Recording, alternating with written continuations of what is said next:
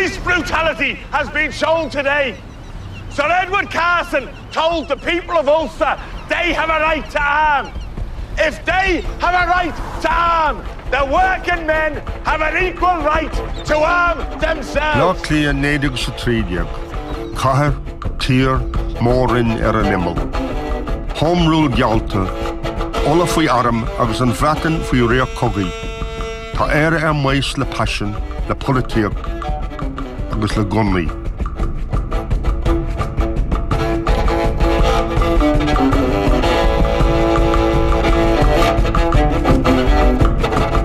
Scéal Jim Larkin, Canasí fin scéal a ceard cuman, Corín na Naibrethe.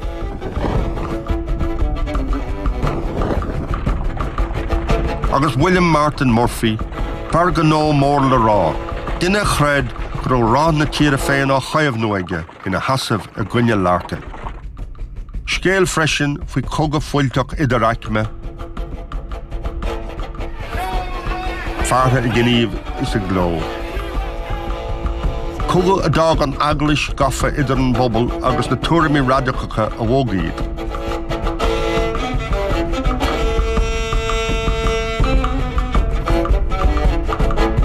Se scéal Nadig Satridiag, scéal an frigúme.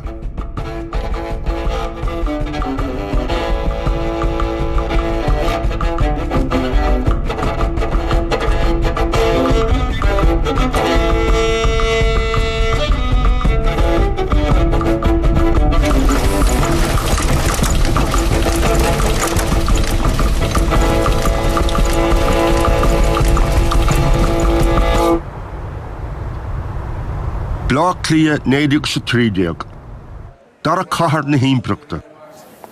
Cahar ina rá rachmas agus só, agus na plód ceantracha bavasa in iarthar na heorta.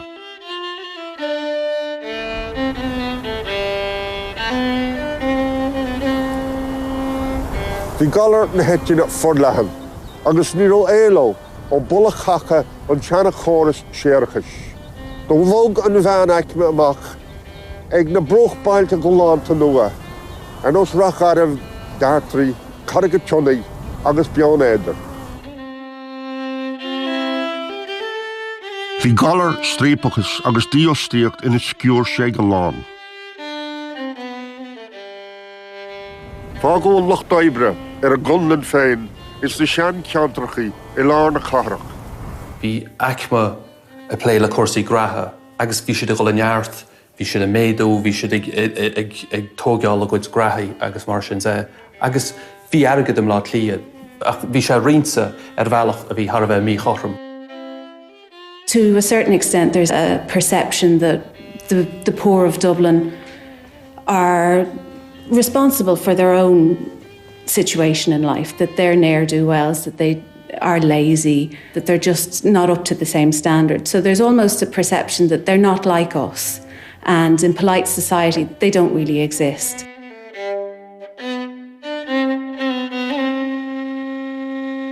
In Dublin City in 1913, the boss was rich and the poor were slaves. The women working and the children hungry. Then on came Larkin like a mighty wave. The workers cringed when the boss man thundered. 70 hours was their weekly chore. They asked for little, but less was granted. Lest getting little, they'd ask for more.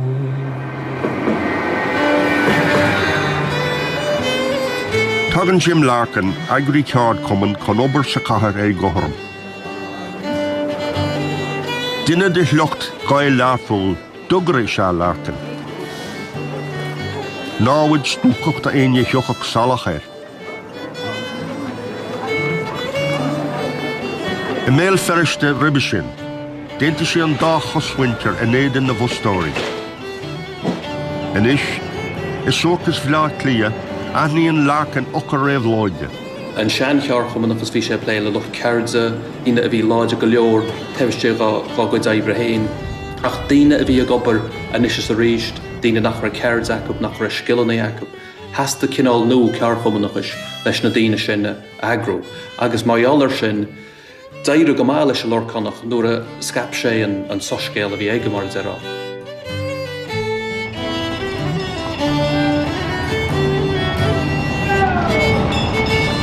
Má chuir Larkin and Dublin ostóirí bhleá clia. Cuir óibristeach a ceard cumann féin in London freisin. Bhrisidar as a fusté. Agus do bhna sé ceard cumann ibrithe umpar agus ilsehir na hÉireann in a bhún le páisianta féin. His gospel was much bigger than simply better pay and conditions. What you might call trade union functionalism. We exist to serve our members.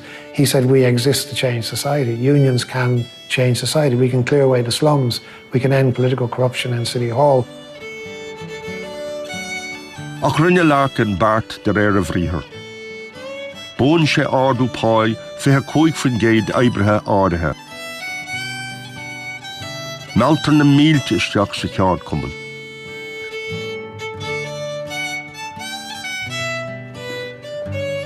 Ba grothúir an méid sin dóstóirí na catharach. Ní fada go dúchach a bhreagra. Ba scéal an dá chathair bhleá clia 93. Brochamas na lár catharach. Flúirse na mróchhailte. Ach tá córas umpar poiblí or th sonas éifachtaí san Eorop. A bhuichas son do cholacht aonthe tramana bhleá clia. Tug an tram línta comitéirí an bheanachme isteach ó bróchhailte dá nunad oibre sa chathair gach lá. Na dine bhé gobard an Dublin United Tram Company, right? Bhí gur sé pingan sa teachtain leir rialacha an cholachta, right? You know, sé pingan sa teachtain, just díreach a harach siar. Tá méid ís nómatháin déanaach ag teach go Colún Nelson, bhuine ís pá lé uatha. The key about the tramway system is it was also a means of transporting goods as well as people. Larkin was very aware of this. I mean, he was trying to build a transport union. If he could get the tramway workers, he'd be very close to controlling all the transport within the city.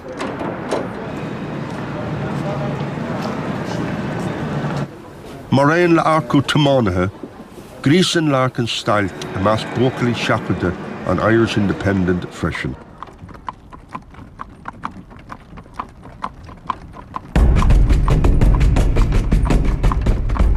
Tá Larkin inis in Irica le William Martin Murphy. Fear leis an Irish Independent agus an Dublin United Tramway Company.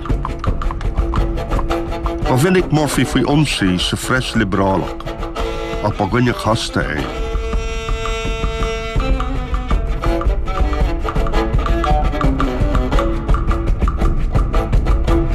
Ír MP náisiúnach, has sé ar son home rule. Siir sé bhí beagnach sa bhála cheap sé in 1930. Chun le héad Murphy a hiiscint, bhí dram nua ag teach an tosaigh a saoil na níine, right? Sin daoine a raibh cholachtaí bunacha, bhí ag díreú ar cuasaí, airgid ar cuasaí túns glíocht agus le héad sin, self-made men. Agus bhí idir brand an seanachma, na tíornaí talún, a bhí just ag fáil cias isteach an éon rud a chruthú. Agus bhí idir brodúlas a hain go rád a tar éis an irid sin de hebras a chruthú.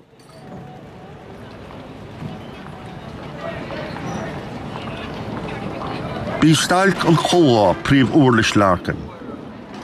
Bháil gon ceard cumann ag dul ar stalc chun taú le na gáde ar stalc in áit eile. He was preaching socialism, the end of capitalism, syndicalism in the sense of the sympathetic strike, and using the unions to take over control of the country. Murphy sees that in that particular context.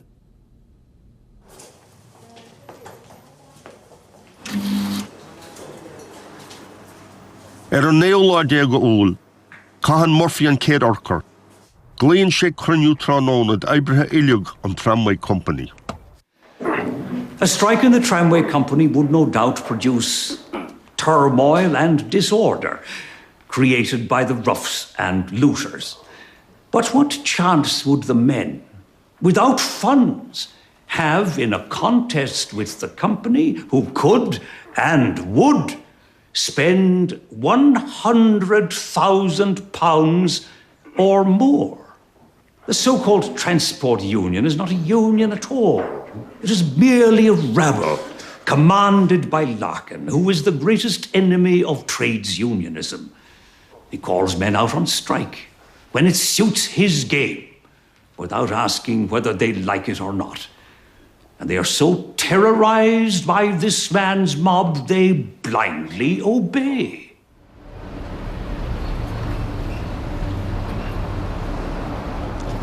The chur Murphy chuige an léamh diúltach a bhí ag féin Larkinism agus stalc na cómhá a dhéal leis an bubbelmán aicmach. Agus ganróg sé freisin, ceannarí agus buil na ceard cumann beaga tradiisiúnta le bagart an ceard cumann mór Larkin, the one big union. Cua Irish Independent Murphy agus Irish Worker Larkin conspárne. Unsítar Larkin san Independent.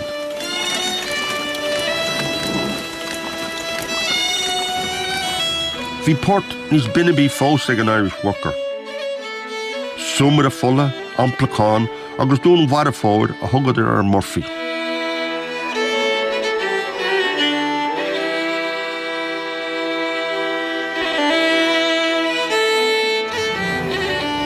Sudar fa dhéan na fáile atá an isán.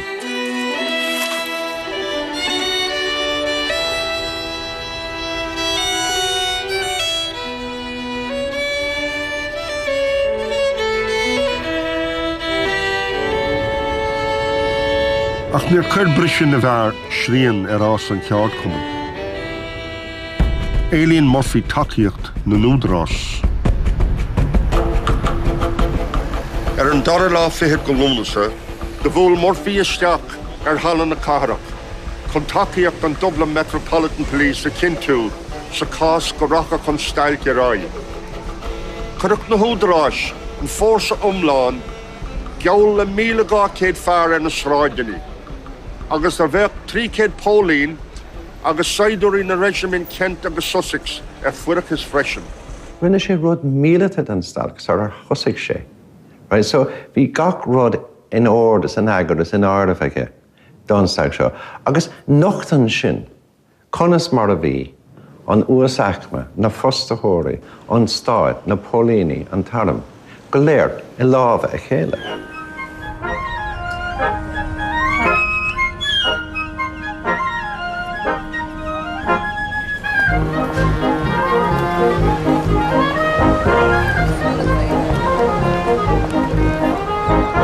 Ach má tá crílár na Catharach a méil na coimhlinte. Sé seo na gapal buic fuinte féilear a sóisialta an bhean aice.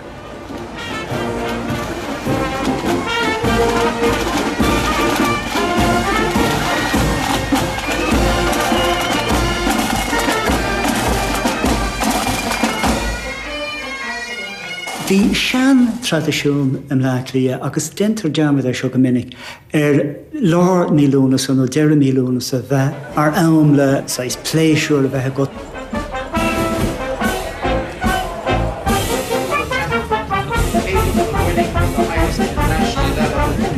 Bhealach chlach an mánaichme sa daoine uaisle sealamh cinál an aimsear féile seo a bhíochar fáid a gach aine an Latlia.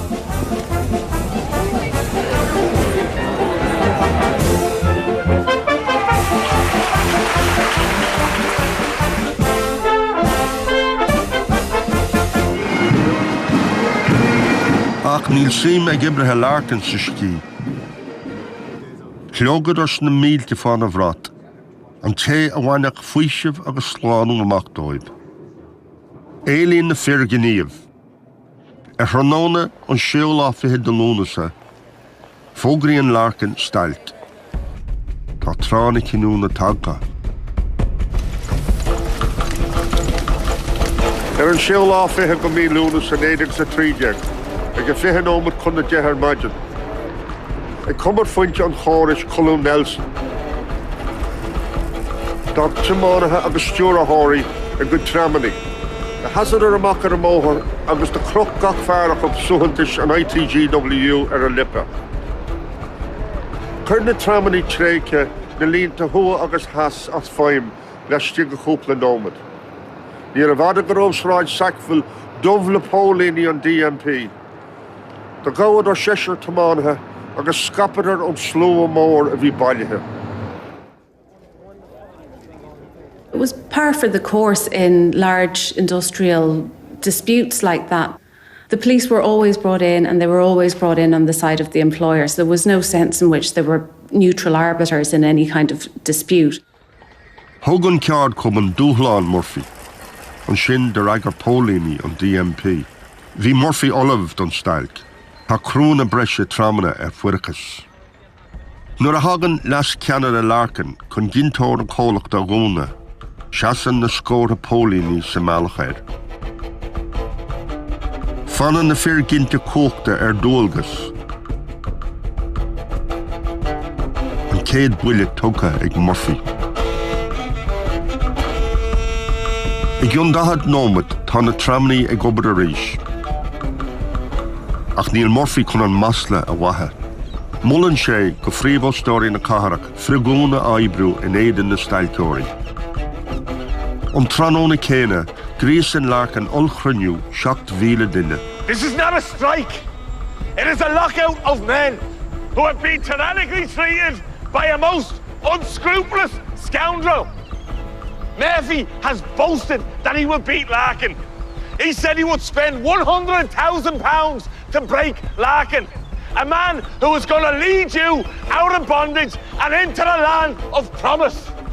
Sir Edward Carson told the people of Ulster they have a right to arm. If they have a right to arm, the working men have an equal right to arm themselves.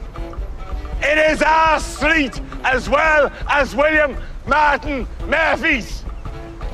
We are fighting for bread and butter. We will hold our meetings on the streets, and if one of our men should fall, by the living God, there must be justice. If they want war, they can have it. In the month of August, the bossman told us no union man for him would work. We stood by Larkin and told the bossman we'd fight or die, but we'd never shirk.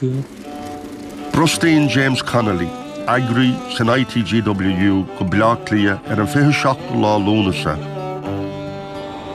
Iar haidúr báite Maxicus tag an Connolly go bleacht lia chun taco leis an coimhlint. We should never forget that Larkin and Connolly were both revolutionary socialists. They wanted to transform society peacefully, or relatively peacefully if they could, but by violent means if necessary.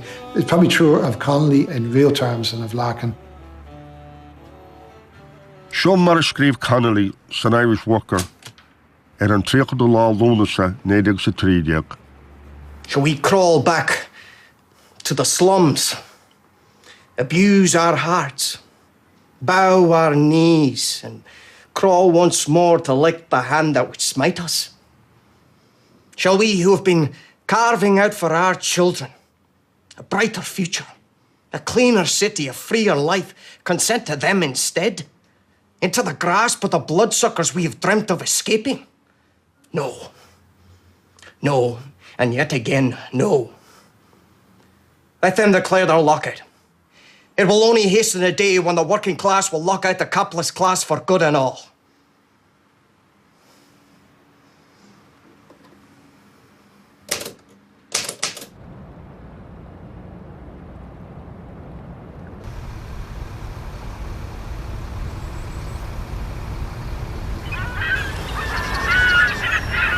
They an Saharan an 30 lá lúnasa 1930 lána chinúna. The Christailgori Picade cliffe idir Shelbourne agus Bohemians sa ring. The hug Larkin scab gunning go imróí bós. The bhris ciréb amach bart Shelbourne da jasca sin. The lehaig an ciréb cho fada le céim na hala na síirse. Falcon na scór ha gunta Cé Eden éis rúthar madí na bólíní. Tá Bert, James Nolan agus James Brady sínta maralt. Tapin ples Murphy an deis, slua Oregon an corsí satá ag a cuid nuachtáin na cirébacha.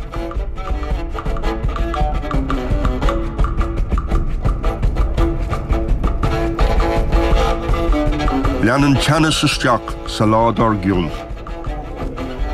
Napoleon is a tóir fi Larkin chun Lord ag rally is ráid Sackville. Crinniútá cortha fi Hormazk. Crinní na sláite, níl tásc Larkin. Tá sé ag fannach de Jack an Chuntís Markovich sa rá gairimh. An téir teobhla ráflí, ní thugad ár dá laid an seanar a bhealachaisteach in Óstán an Imperial. Scartan gohahananta amach ón Malcón os ciúnan tlua. Ba ár dá ochalé, Jim Larkin. Im réagrocht fá chóta an Chunta Markovich, gáóg Larkin. Rud árdín foiil an phobal. Nochtar maidí na bólíní, ordítar rútha. Leanan scián agus úfás.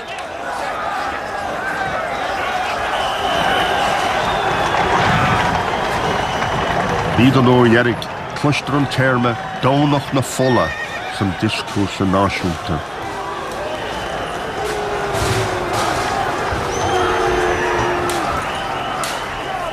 The lean rúthar na maidí cúig nómat a bhéid. Ach gotio go donna, just like sécéad síomhíleach ráid Sackville. Ach bhí na bénití am fan na cúige clogans na Liberties. In se chóir ráid Clonbrassil ráid Ainger, agus na céhanna thua agus has.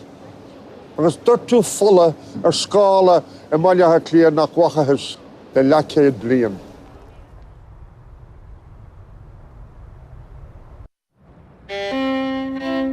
Titan suamh na stréachta an gcathair. Ach ní fada go mrispar an ciúnas mí nádúrtha. An céad lá go bhean fór, dridtar Gatty Jacobs an bhórsa oibre. Ortha son, tá 300 ban. Tháinig na mrách an oibre agus suhantas ceard cumann Larkin á cathbhacum. Ba grige an méid sin don chólacht agus curú glas na Gatty rompa. Báil go cheard cumann ban oibrethe éireann fá stúr díle Larkin. Ba iad ba húsce a bhleis an frigúna. It's important again to move away from the idea in 1913 of women just as passive, as mothers waiting for food, as wives waiting for, wages that weren't coming in. You have women actually as strikers. There was over 1,000 women striking during the lockout. Branche an ITGW about ceard cumann díle Larkin.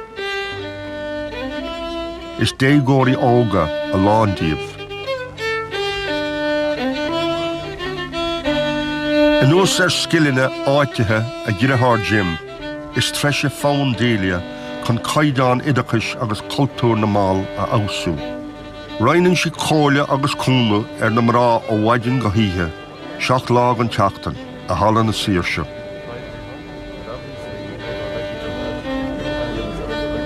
Ach, ní héin seo éonar an IWW. Bhí mrá eile páirteach lé a lándaíomh ag obair I Jacobs.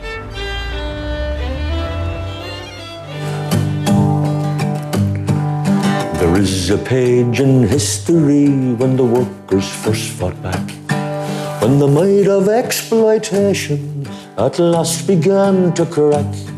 In farm and field and factory, in workshop, mine and mill, a flame was lit, a beacon bright, that flame it's burning still.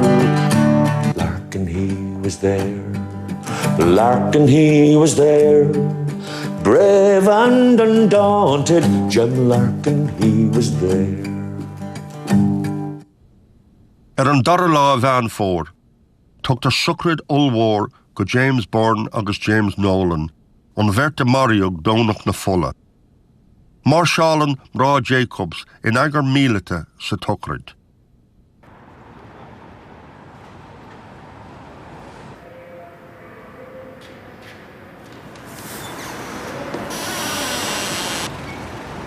Ag crinniú na bhostóirí an ihe sin, caitheann William Martin Murphy carta an bhua, gealla na nilíon buí. Bheach gach aibrí, airí as ceard Cumann Larkin.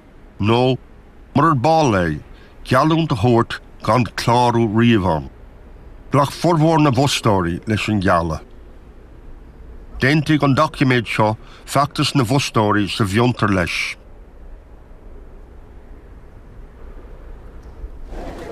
Ach leannaigh sé an choibhlinn, agus chuir sé lena ghaibh. So he wouldn't negotiate, and he was determined, whatever happened, to crush Larkin and Larkin's union. So you two men were very similar in that respect. They were both determined to fight it out to the very end. I geartlár na choríla go léir, cáiltar 7 eile. Titan chun talún iver a 66 sráid na haglaise, plóteach tipiciúil na Haimsire. I measc na marabh, bhí an 10 óg Hugh Salmon, báil go ceard Cumann Larkin. Néad na déagdas na chorlóirí ar chorla na charach, slum landlords a bhí anta, right? Na daoine bhí fosathe ag William Murphy agus na fosta choréile. Bhíidir ag Moroccan gmór an íos achma i lár na charach. Bhíidir i Moroccan stadas a bhí níos measan ná mar a bhí ar fáil in éon mór charéile san órab. Néadaag chuideag, néadaag séadaag, bhí na sergeant ón arm na Bratnaig Dull Street na sums an sin a rála daoine gur bhéadh sin níos sláin túla bheith ar an Western Front ná bheith Moroccan jins na tithe sin.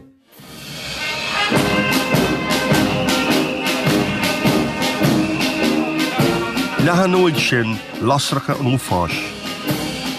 Tá an chathair agus an tochaí a mail a luiscithe. Geall an sóisialach Céir Hardy nach bháil go clochtaibli na Bratainine bochtáin bhleatlí a ocrach. Slógan 100,000 duine ar na sráidine. Bloody Sunday internationalised the lockout. Before that, it was really a rather bitter local tram strike in the city, which would probably have petered out within a week or two. Bloody Sunday meant that the TUC became involved. It meant that trade unionists in Europe and in North America became aware of it. Níl Larkin ón áfach, chun an slua olmhór sin deiscint. Ligint amach as an príosún dó. Imíonn se go sasna chun takeíocht ceard Cumann na Bratainine agus an Trade Union Congress a gríosa. Músclaíonn sé spirit agus anam an phobal. Ballíonn na mílte i manchain chun clós a thuairtó. The race to which I belong has never been beaten. I have got a divine mission, I believe, to make men and women discontented. No Murphy, nor Aberdeen, nor other creatures of that type can stop me from carrying on the work I was born for. Better men than I in Ireland have been cursed. 36 years of hunger and poverty have been my potion. The mother that bore me had to starve and work, and my father had to fight for a living. They cannot terrify me with hell. Better to be in hell with Dante and David than to be in heaven with Carson and Murphy. I am out for revolution or nothing. An suscéal á scapaigh Larkin thar lear, sleoníonn an frigúna isteach sa tríú seachtain. Tá glas ar na gceataí anois le 25,000 ibrithe. Ní fada go mbeidh cuasaí go nó agus trachtála na cathrach ina seasamh. Tá port bhleatlí a dúnta agus bochtáin na cathrach ag glúba fáin grútan.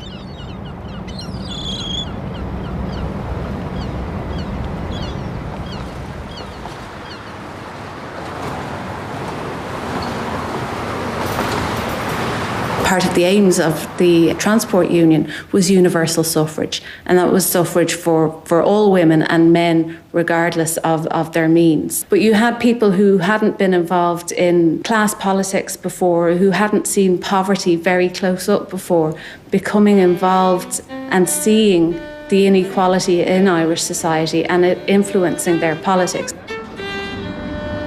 Níl idir ruchtáin agus an tocras, ach tithe anra ceard Cumann Delia Larkin. Tá an contís Constance Markovich le feiscint ó bhaidin go híthe ag obair leo i gcístíní anra hála na saoise. Pósta le conta Pólanach is réamhlódí neamh go nathachaí Markovich. Bhí gan agus measa comráidethe tiltte go maithig madam mar a thugadtí sé rí. Saharan an 7:40 go bhean fómhair. Tagan an SS Hair isteach go céthas na cathrach.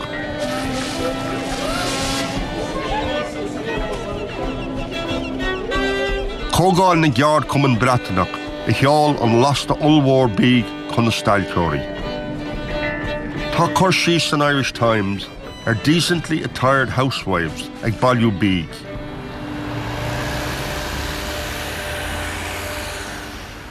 Bhí drogal cheannarí cear chumann na Breataine a bheith sáite in aine sa bhain le blad lia. Bearlób nachmach sé chuir isteach orb. Má bhí siad I chur airgid fáil gan aibrí im blad lia ba chearcamach bain tacabson leis a réiteach, agus bhí tanna idirí siúd agus na ceannarí in éireann gá bhhair sin. Ach ní a bhíad na báid bí go bháin a thug dóchas leo hartín.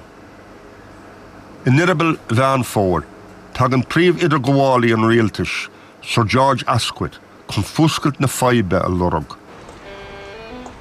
Seas an Larkin agus Murphy a bhíine sé chéile don chéadúir a gasleán bhleá clia. Did you take credit for destroying trade unionism on the last railway strike, the Great Southern and Western Railways 1911 lockout? An gallery paibrí I churthar muil. Nuachtain an ceistúchán na drochanílacha aibre Fram Valach Murphy. And you think these men are now always fairly treated and there is no complaint amongst them?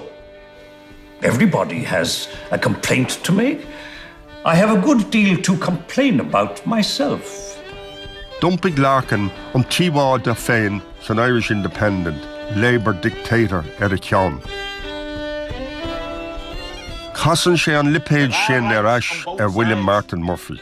But these men opposite assume to themselves certain privileges and they deny to the working man who makes their wealth and keeps their affluence his rights. We are determined that this shall no longer go on. We are determined that the system shall stop. We are determined that Christ will not be crucified in Dublin by these men. My claim is a human claim. Let people who desire to know the truth go to the factories and see the maimed girls, the weak and the sickly, whose eyes are being gouged out, their bodies scarred and their souls seared. And when they are no longer able to be useful enough to gain their £1 a week or whatever wage they earned, are thrown onto the human scrap heap. The souls of these men are steeped in the grime of profit-making.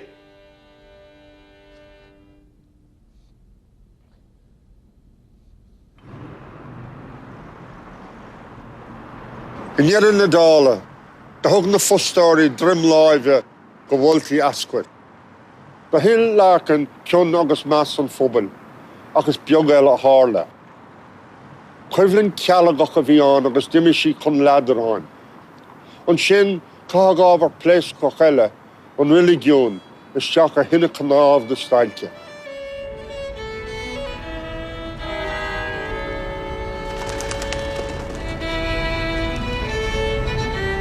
Má tá fáilte rih na báid bíg, ní lóríd chun ochras na báistí a hásamh.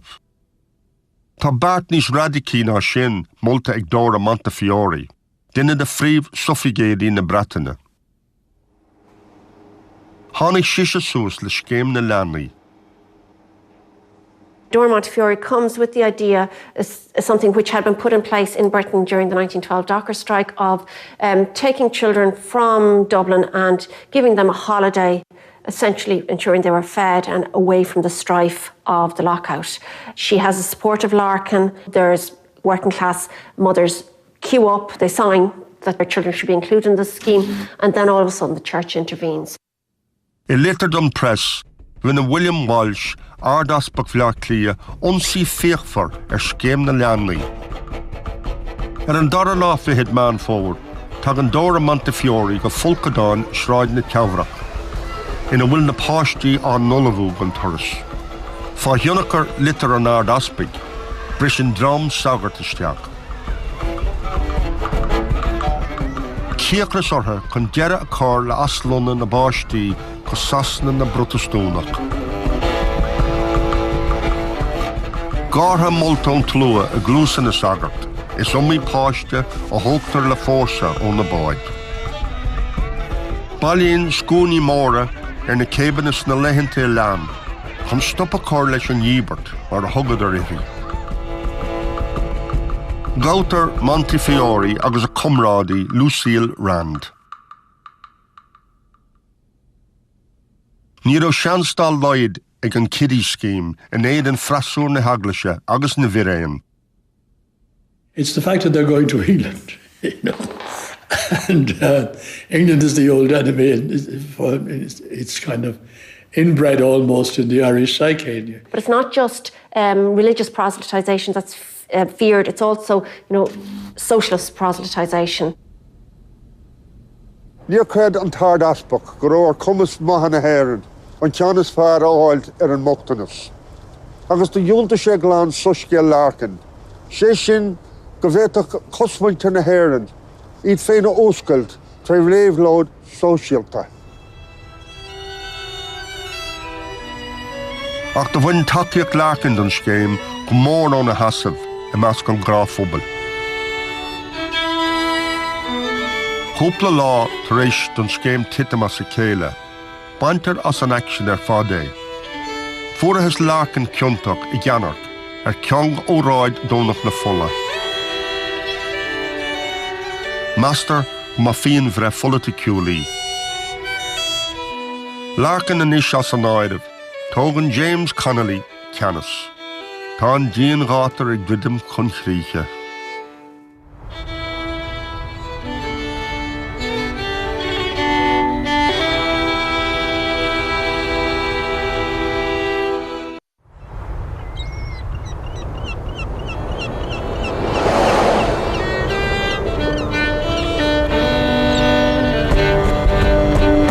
Fear ón féin is Connolly, is tá mallart strátéise aige. Déan gná, ní garim Larkin stailc gólach lingis flá clia, chun áisríochtanach na farantóireachta a chiamád oscailte. Larkin fós fí glas, fógraíonn Connolly stailc na mád. Bart a chuirinn tionscail ilig an lingis in éidir an ceard cumann. An cinál duine bhí sa lorcánach, bhí sé an na slótsa cheart leis. Téadach sé láirt agus bhachtaína sásta é leanacht. Ní raibh sé mar an ggéanna leis a gníonach. Ní raibh an gceann céanna ag oibríomh lá clia Ní raibh an taithí chéanna acu Mar sin ní raibh sé an a hell a chuir a bhaim ó choláidir céanna agus a bhí ó lorcán. An sin, ardíonn luch gná na catharach an tríd go dtí an céad céim eile. Bainniú las a stalc bhristóirí áitiúil ón tús, scabs a gaint na naine. Chónaíad a siúd a measc an gráphobal. Bhí ortha maslaí agus drochaíde a olaint.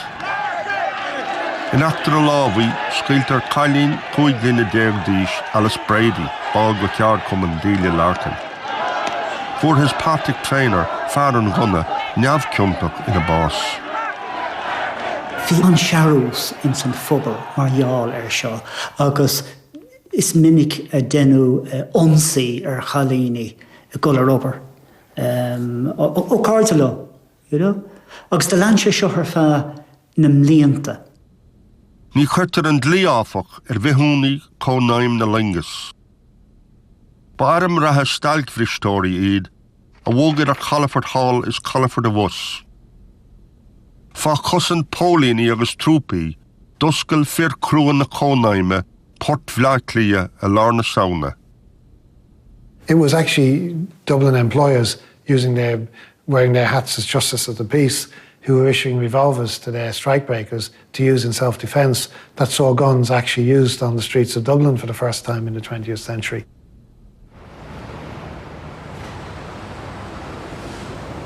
Not Connolly bua an politiceir stratéisi. Nuair go sé cóirle ar an réaltas cearagos a thuirca Larkin. Men will be sent from Dublin into the constituencies to contest every by-election to oppose the Liberal candidates. This will imperil Home Rule, we are told. Well, we are tired of waiting for Home Rule. And the only Home Rule we are interested in is home rule that will be satisfactory to all of the people, including those of the working class, who are only the true home rulers. Tá fóscail Larkin in ábhar olmhór ceiliúrtha sa chathair an 13 go bhí na saona. Tá an chathair trascratha fan drá a scaoiltear Larkin.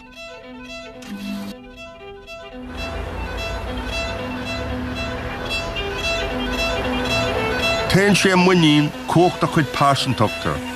Siúil chun na bratain a rí sé chun an suscéil a scapa ag gríoláir na himpreachta. He believed that the TUC were the only source of victory, and to get that he had to have his general strike or general industrial action in support of the Dublin workers in Britain.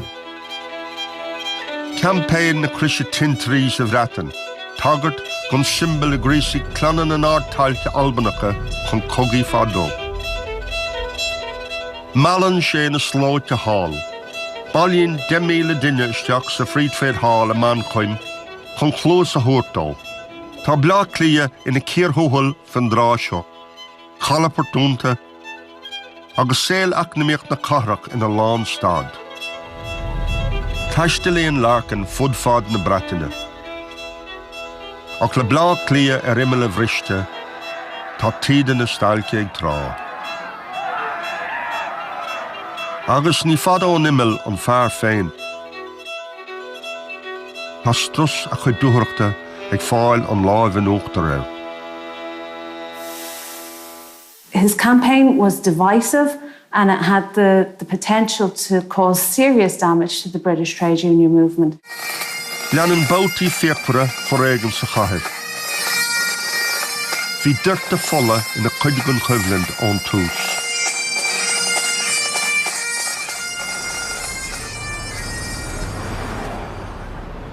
Unsíodh na tramanaí I bhí fósa gré agus curú ó waithid. Ach bhí gunaí ag stailc bhrí stóir áirithe, agus scaoileadar leis an tlú a bhí gá númsaí. Rinne canalaí amach, go bhhéadach an taram catharga, smacht agus ór mílete a chur in áid na ciréabach Israide. There is only one class that can be depended upon for consistent revolutionary action. That class is the working class. Not because the working class is, in its individual members, better. We recognize a brother, whatever be his birthplace. Nuair a chonig sé an session 1930, aram de chuid na naibrí a chuir ar bun, bhí sé brásásta leis, mar ní raibh gur sé testal go díreach I gún síomh lá clia ag an am sin, ach níos fuide a raibh má bhí ach maibre na héireann ag ghol búáil bach fórsa mar sin a testal wahab. Le linnean freagúnta, tag an cuinethe agus bannaí píbe na nibrithe fiú fa umsaí an DNP. Mullen comrádaí Connolly, Jack White, gur ceart mílíste nua a bhhanú chun iad féinna chosint. De bheal mílíste Connolly 1200 ball in imeacht seachtaine. Ní raibh éide nó sainolalas mílete acha fós. Ach do bheith cáil ar an taram cathacha, a bhd tar éis an riglúnta.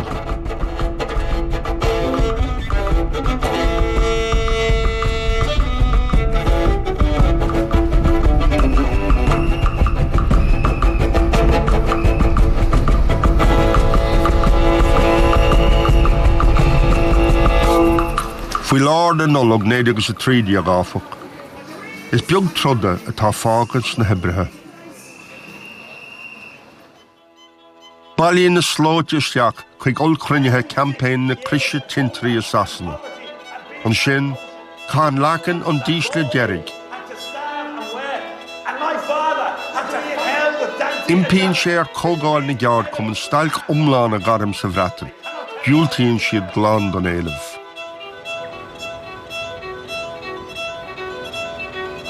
Tá ciste an TUC folamh.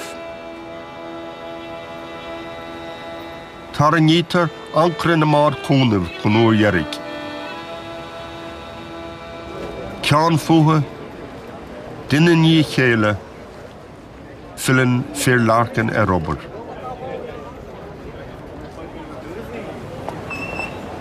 Níl fós stailc I mína Martin agus a cehardiag a Carlini agus Mara Jacobs.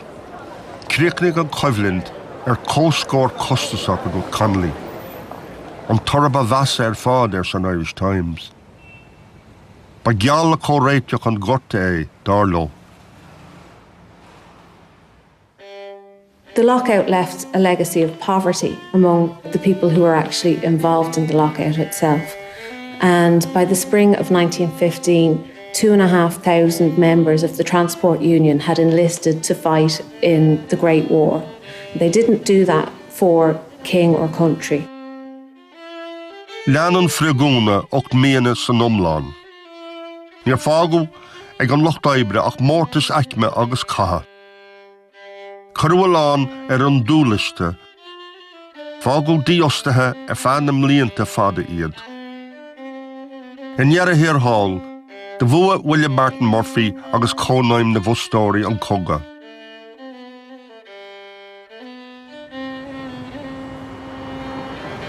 Fágtar Ashling raibhlóide Socialach Larkin agus Connolly in a Smionagar. In a Smionagar freshen, fágtar Boharé Cúiseach Home Rule Murphy agus náisiún an frugal comfort I Hiocach a Hála. You know, Larkin will always be a controversial figure, but always a revered one, I think. Whereas Murphy is the quiet businessman and somehow or other is almost invisible. For Murphy boss an Nídiog an Isha Shachto tree. Ní bheith a láb siúd beag no mór a monú an Téirstáit.